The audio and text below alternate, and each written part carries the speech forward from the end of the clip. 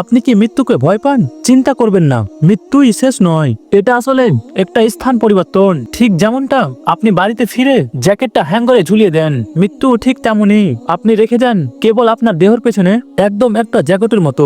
আর আপনি এগিয়ে যান আপনার আত্মাকে নিয়ে একটি নতুন জগতে, একটা ঘর যেটা আরো বিস্তৃত, আরো শান্তিপূর্ণ এবং কেমন যেন চেনা চেনা মনে হয়। ভাবুন তো, আপনি দাঁড়িয়ে আছেন একটা রাস্তার ধারে, হঠাৎ করে একটা গাড়ি থেমে যায় আর আপনাকে ভেতরে তুলে নেয়। শুরুর দিকে আপনি হয়তো ভয়ে গুটিয়ে যাবেন, তাই না? কিন্তু যদি ধরে নিই গাড়ির ভিতরে আপনি দেখতে পান আপনার পরিবারকে, তখন সেই ভয়টা এক ঝটকায় পরিণত হবে ভরসায়, কারণ আপনি জানেন যে আপনাকে ভালোবাসে, সে কখনোই আপনার ক্ষতি করবে না।